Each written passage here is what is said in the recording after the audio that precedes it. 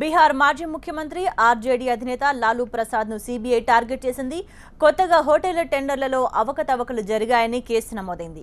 ఈ కేసు నేపథ్యంలో లాలూ ప్రసాద్ ఇంటితో పాటు 12 చోట్ల సీబీఐ తనిఖీలు చేపట్టింది.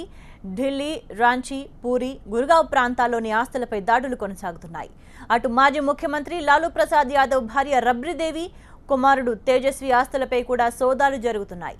2006లో రాంచీ, పూరి హోటల్ టెండర్లలో అవకతవకలు జరిగాయని లాలూ భార్య రబ్రీదేవితో పాటు కుమారుడిపై సీబీఐ తాజాగా కేసు నమోదు చేసింది.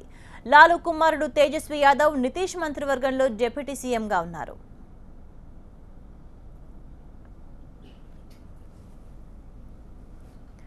బీహార్ ప్రభుత్వంలో ప్రధాన భాగస్వామిగా ఉన్న ఆర్జేడీతో కొంతకాలంగా నితీష్ కు విభేదాలు పడుచూపాయని వార్తలు వెలువడుతున్నాయి. ఆర్జేడీ నేత లాలూ, ముఖ్యమంత్రి నితీష్ కుమార్లు దూరంగానే ఉంటున్నారు. అటు రాష్ట్రపతి అభ్యర్థి విషయంలో కూడా ఈ విభేదాలు మరింతగా పెరిగాయి. ఈ విషయంలో లాలూ ప్రసాద్ మాటలను నితిలేదు. దీంతో విపక్షాల అభ్యర్థి మీరా కుమార్ కు కాకుండా ఎన్డీఏ అభ్యర్థి రామ్నాథ్ కోవింద్ కు మద్దతిచ్చారు నితీష్. అప్పటి నుంచే ఇద్దరి మధ్య విభేదాలు పడుచూపాయి. అటు తర్వాత మంత్రి పదవుల్లో ఉన్న లాలూ ప్రసాద్ కుమారులపై కూడా పలు అవినీతి ఆరోపణలు వచ్చాయి.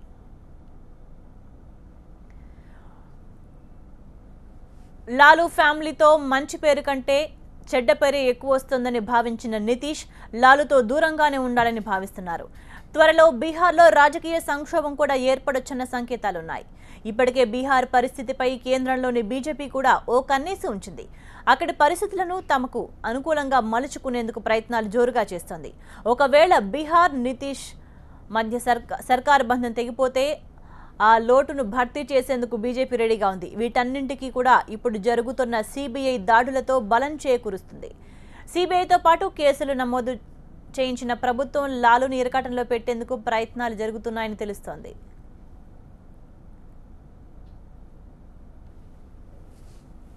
యూపీఏ ప్రభుత్వంలో రైల్వే మంత్రిగా లాలూ ప్రసాద్ యాదవ్ వ్యవహరించినప్పుడు ప్రభుత్వ హోటళ్లను ప్రైవేటు వ్యక్తులకు బదలాయించారన్నది సీబీఐ అభియోగం.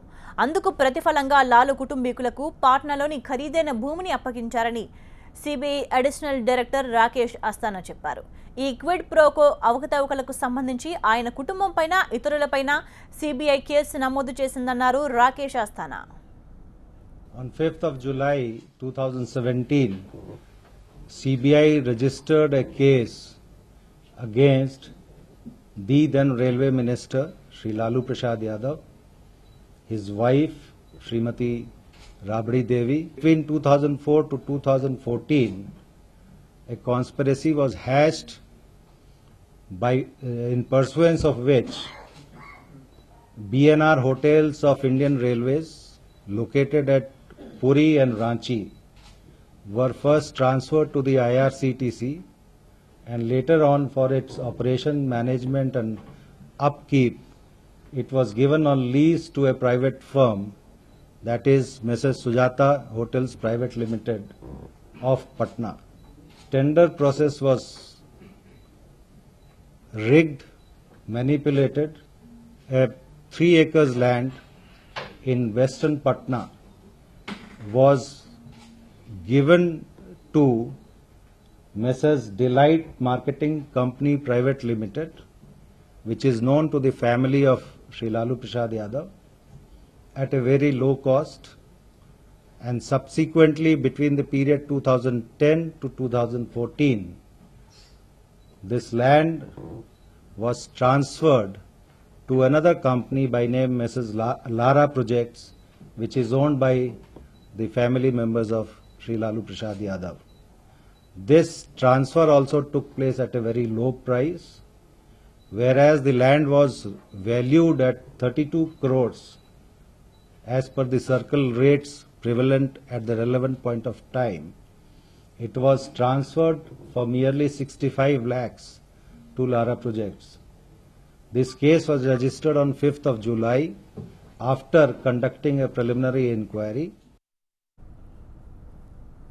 లాలూ ప్రసాద్ యాదవ్ కుటుంబంపై సీబీఐ పంజా విసరడంతో రాజకీయంగా కీలకంగా మారింది. అసలు నితీష్ కుమార్ సర్కార్ అధికారంలో కొనసాగుతోందా లేదా అన్నది అసలు పాయింట్. లేదంటే లాలూ ప్రసాద్ ను వదిలించుకోవడానికి ఈ గేమ్ ప్లాన్ నడుస్తోందా అన్నదే చర్చనీయాంశంగా మారింది. ఒకవేళ అదే జరిగితే నితీష్ కుమార్ కి సాయం చేస్తుందా అన్నదే రాజకీయంగా హాట్ టాపిక్.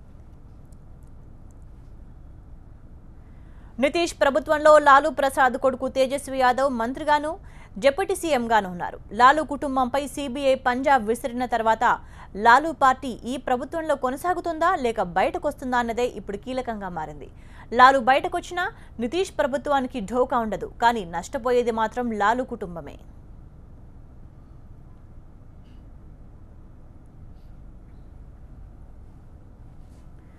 ఈ నేపథ్యంలో బీహార్ సీఎం నితీష్ కుమార్ పై ఒంటి కాలి మీద లేచే ఆ రాష్ట్ర బీజేపీ అధ్యక్షుడు సుశీల్ మోదీ అందుకు భిన్నంగా స్పందించారు. నితీష్ కు అవినీతి మరక అంటుకోకూడదంటే డిప్యూటీ సీఎం తేజస్వి యాదవ్ ను బర్తరఫ్ చేయాలని డిమాండ్ చేశారు ఆయన.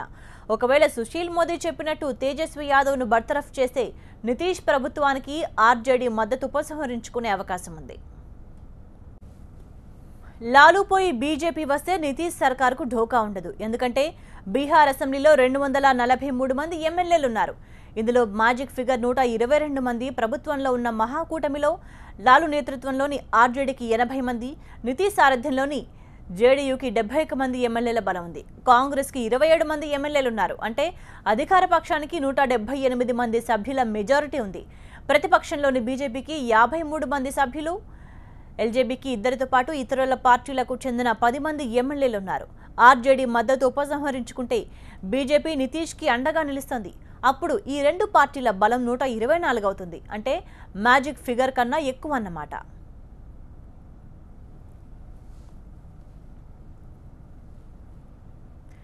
గత పార్లమెంటు ఎన్నికల సమయంలో నరేంద్ర మోదీని బీజేపీ తమ ప్రధానమంత్రి అభ్యర్థిగా ప్రకటించిన వెంటనే నితీష్ కుమార్ కీలక నేతగా ఉన్న ఆర్జేడీ ఎన్డీఏకి గుడ్ బై చెప్పింది. నితీష్ మోదీ మధ్య వివాదం తారాస్థాయికి చేరింది. దీని ఫలితాన్ని బీజేపీ బీహార్ అసెంబ్లీ ఎన్నికల్లో చవిచూసింది. కానీ రాజకీయాల్లో శాశ్వత శత్రువులుండరు. అందులో భాగంగానే కొంతకాలం నుంచి బీహార్ సీఎం నితీష్ కుమార్ ప్రధాని మోదీ సన్నిహితంగా మెలుగుతున్నారు. అప్పటి నుంచే లాలూను వదిలించుకుంటారా అన్న ప్రచారం ముమ్మరమైంది. ఒకవైపు లాలూ ఇప్పటికీ దాణా కుంభకోణం కేసును ఎదుర్కొంటున్నారు. ఇవాళ రాంచీ నుంచి కోర్టుకు బయలుదేరారు ఆయన. మరోవైపు లాలూ ప్రసాద్ కూతురు మీసా భారతి కూడా భారీ స్కామ్లో ఇరుక్కున్నారు. 1000 కోట్ల రూపాయలకు పైగా బ్లాక్ మనీ కేసులో మీసా భారతి తదితరులపై సీబీఐ కేసులు నమోదయ్యాయి. పలు ఆస్తులు సీజ్ అయ్యాయి. లాలూ ప్రసాద్ను కేసులు వెంటాడుతున్నాయి. ఈ పరిస్థితుల్లో లాలూ ఆట ముగిసిందా లేక వ్యూహాత్మకంగా తిరుగుబాటు చేసే ఆలోచన లాలూ మదిలో ఏముందన్న దానిపై రకరకాల ఊహాగానాలు వస్తున్నాయి.